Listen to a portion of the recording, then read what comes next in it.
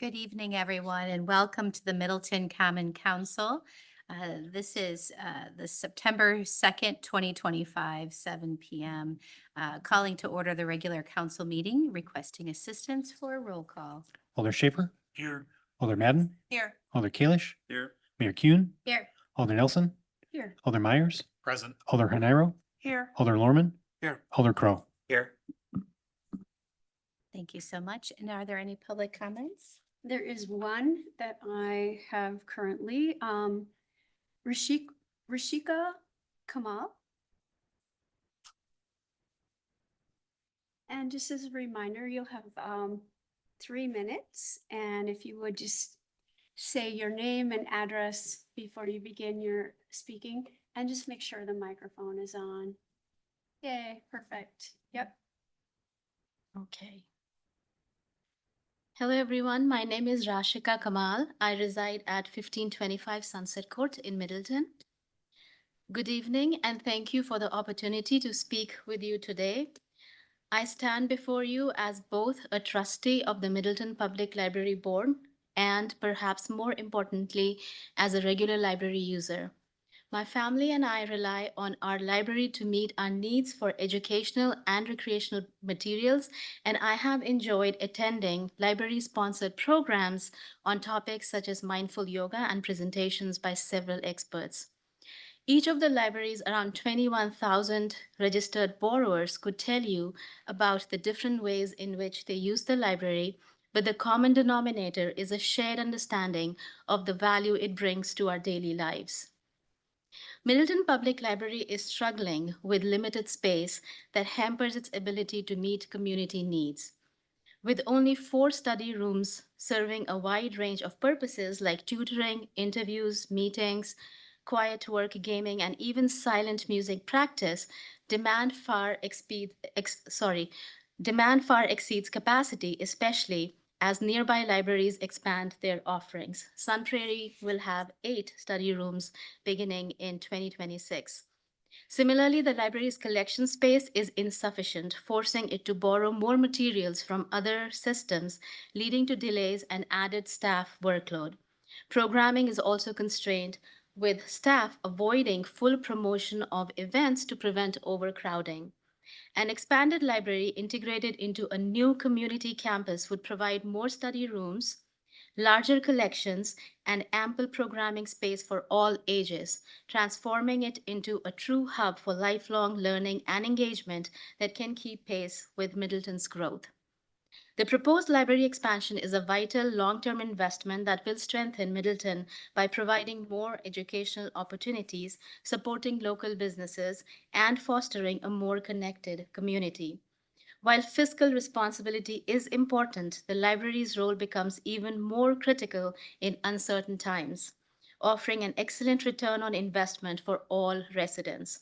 This is a generational opportunity to build a space that will serve the community for decades, ensuring future generations have access to adequate resources, programs, and gathering spaces.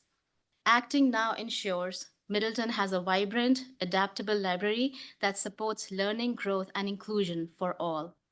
Thank you for your time and consideration. I'm confident that with your support, we can build the Middleton Public Library of tomorrow. Thank you. Thank you so much. Is there anyone else who would like to speak, either online or here in person?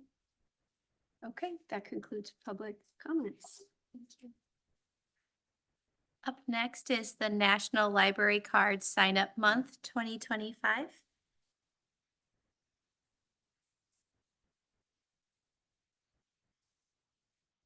Hello, good evening, everyone. My name is Mary Beth Palisi. I serve on the library board as a trustee along with Elder Crow and Ms. Rashka Kamal. And I have the honor of reading our proclamation for this evening.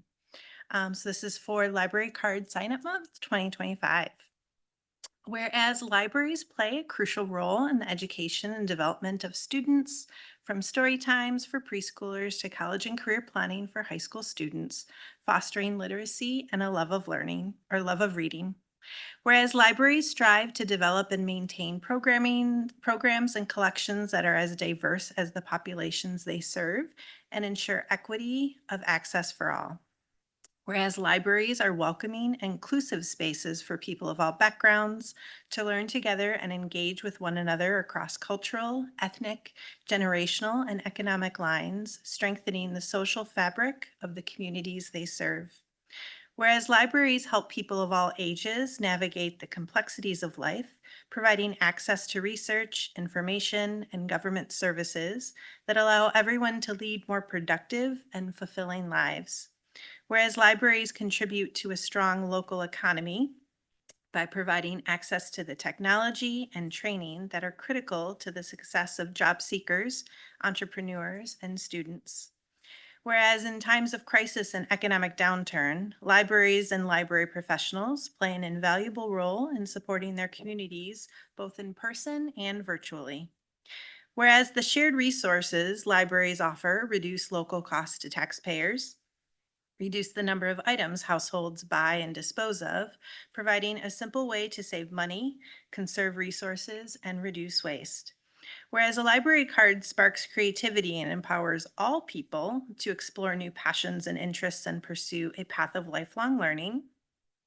Whereas libraries are cornerstones of democracy, promoting the free exchange of information and ideas for all, and the right to read.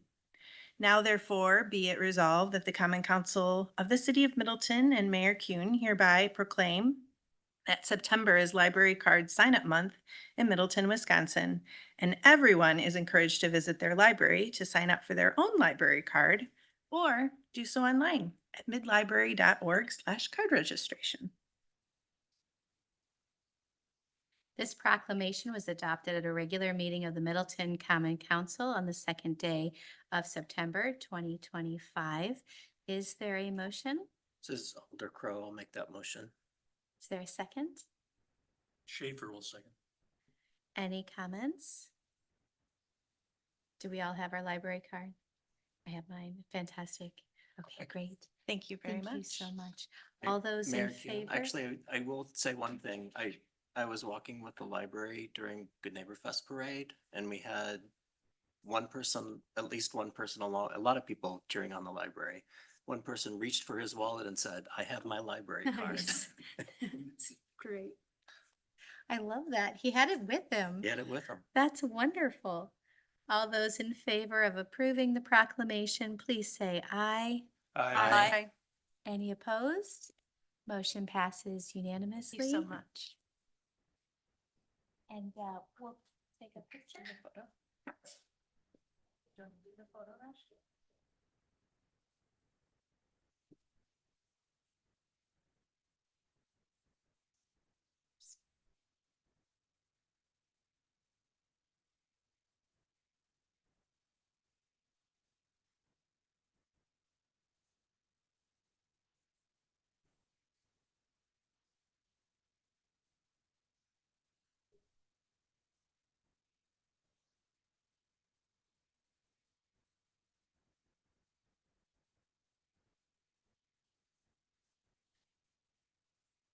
Next is the proclamation or proclaiming September 29th through October 5th, 2025, a week without driving. Whereas mobility is a fundamental part of life for Middleton residents, connecting them to the community, allowing them to visit friends and family, and helping them to reach places of employment, education, medical services, shopping, recreation, and more. And whereas the U.S. Bureau of Labor Statistics estimated the average cost of owning a car to be $12,296 per year in 2024, with car ownership becoming less and less affordable for many Middleton residents. And whereas non-drivers in Middleton make up an estimated 30 to 40% of our population and include aging adults, students, low-income individuals, those with physical, mental, or intellectual/developmental difficulties, and those who cannot or choose not to drive. And whereas our society's decades-long reliance on cars has made the construction and maintenance of streets the focus of municipal spending on transportation, with comparatively little investment made in improving sidewalks, multipurpose paths and trails, and public transit. And whereas in adopting a complete streets policy in 2022, the Common Council committed to developing a safe, comfortable, reliable, efficient, integrated and connected multimodal transportation network that is accessible to all users, regardless of age, ability, income, or access to personal vehicles. And whereas the comprehensive plan adopted in 2023 calls for one, the design and operations of the entire road right-of-way to balance the safety and convenience of all road users regardless of age, ability, or mode of transportation. And two, creating conditions that help transit become the preferred mode of travel for trips that are not made by walking, bicycling, or using other micromobility solutions. And whereas Week Without Driving has become a national challenge designed to bring more awareness and understanding to leaders and to the general public about how the lack of adequate transportation can impact people's ability to work, access education and childcare, see doctors, make it to appointments, and procure goods, services, recreation, and entertainment. And whereas going a week without driving is a great way to see firsthand whether the design and operation of our current transportation system meets the needs of our neighbors who don't drive cars. Now, therefore, I, Emily Kuhn, Mayor of the City of Middleton, Wisconsin, along with the Middleton Common Council, do hereby proclaim September 29th through October 5th of 2025 to be Week Without Driving in Middleton, and that all elected officials, appointed members of committees, commissions, and boards, and people who work or live in Middleton and typically drive cars are hereby encouraged to participate in this week of learning and observation by taking all, some, or even just one of their trips without a car during the week. Is there a motion? This is Alder Madden on behalf of the Pedestrian Bike and Transit Committee. I move approval of the proclamation. Is there a second? Myers, on behalf of Public Works, I'll second. Any comments? Hearing none, all those in favor of approving the proclamation September 29th through October 5th, 2025, a week without driving, please say aye. Aye. Any opposed? Motion passes unanimously. Moving on to the consent agenda. Is there a motion? Yes, Madam Mayor, would like to simply pull item number 6 from our consent agenda. Otherwise, like a motion to approve it, items, yes, 1 through 5 and 7 through 9. Is there a second? This is an arrow. I'll second. Any comments? Hearing none, all those in favor of approving the consent agenda, items number 1 through 5 and 7 through 9, please say aye. Aye. Any opposed? Motion passes unanimously. Returning to the consent agenda, item number 6, consent to collateral assignment of development agreement for the Conservancy Bend 2 Residences LLC. Is there a motion? Madam Mayor, I need to recuse myself for this discussion. Thank you. I appreciate it.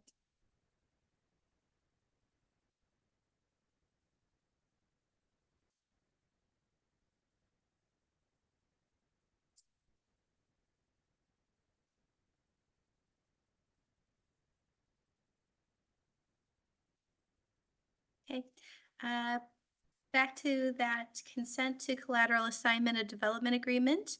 Is there a motion? Sure, on behalf of Finance and Personnel, like to make a motion to, for the consent agenda item, consent to collateral assignment of development agreement for Conservancy Bend number 2 Residence LLC. Okay, and is there a second? An arrow will second. Thank you. Any comments? Hearing none, all those in favor of approving consent agenda item number 6, consent to collateral assignment of development agreement, please say aye. Aye. Aye. Any opposed? Motion passes unanimously. Thank you so much.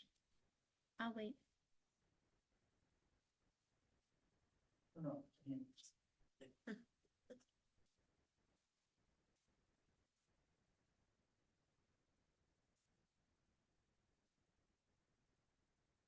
Thank you.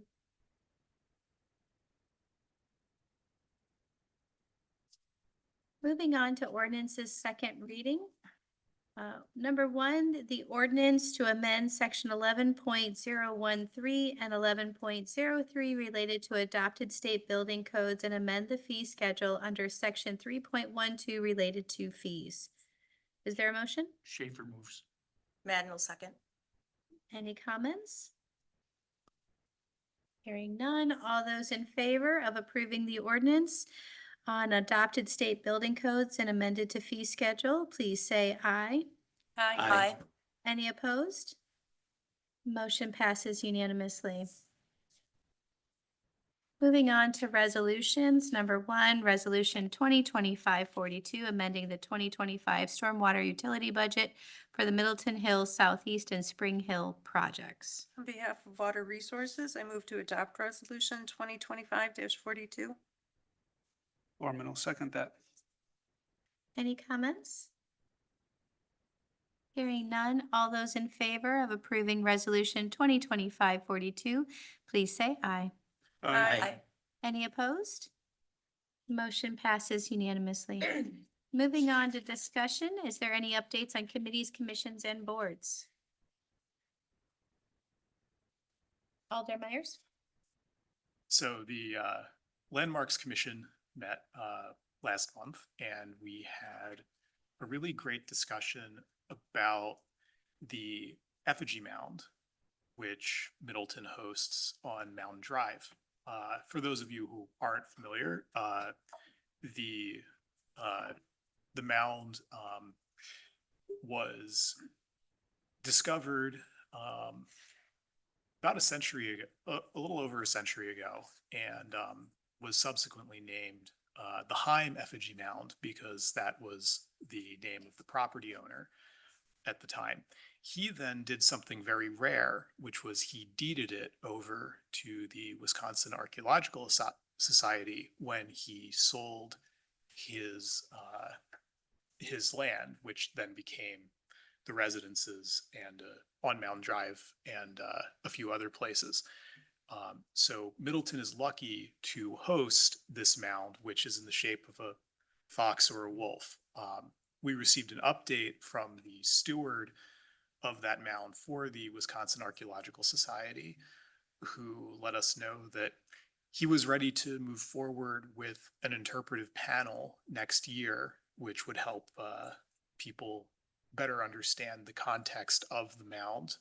So tentatively, that is scheduled for sometime in May, with a few caveats.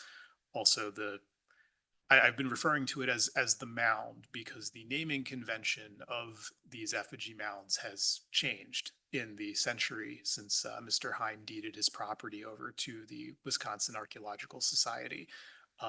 Back then, it was customary to name them after the owner of the land where the mound was discovered.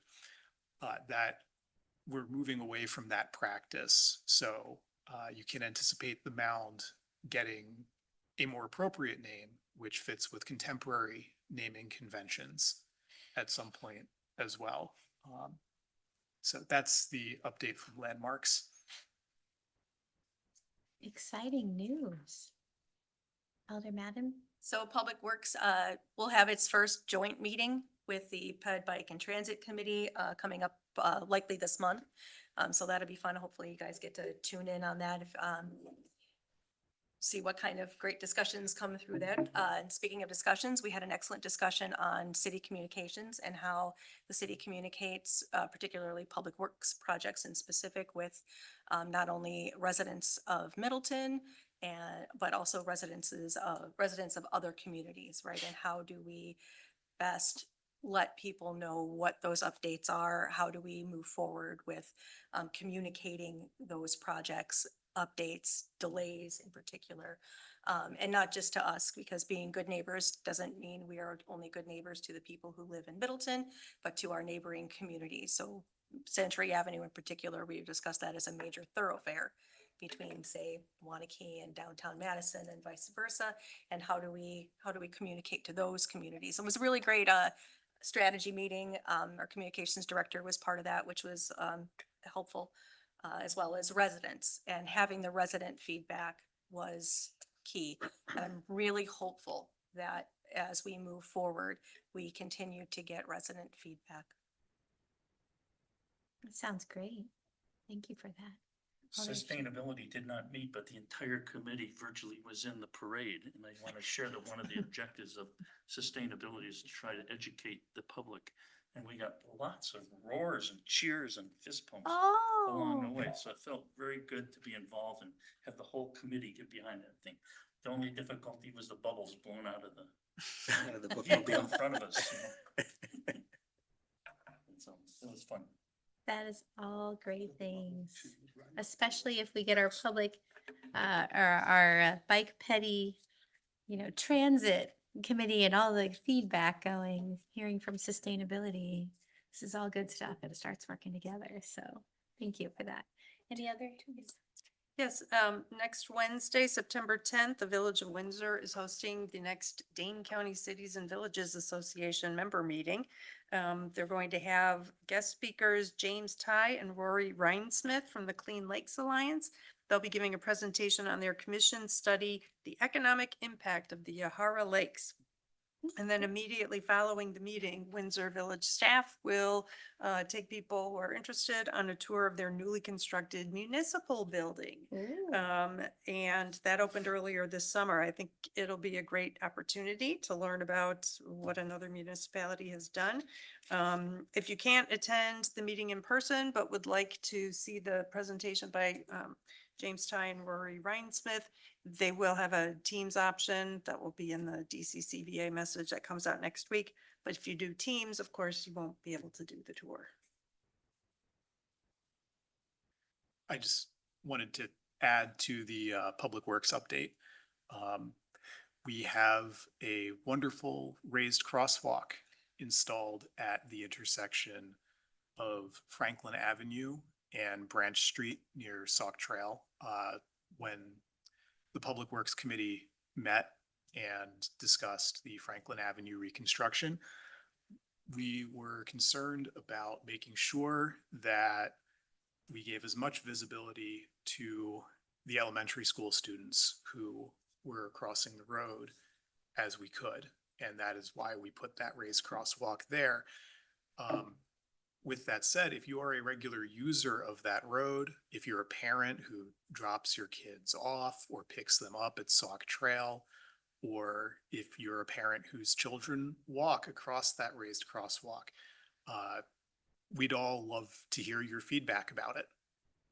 And let us know whether you think that that was a good infrastructure choice for that area, because we want to make sure that we're doing, or if you have other ideas, because we want to make sure as a committee and as a council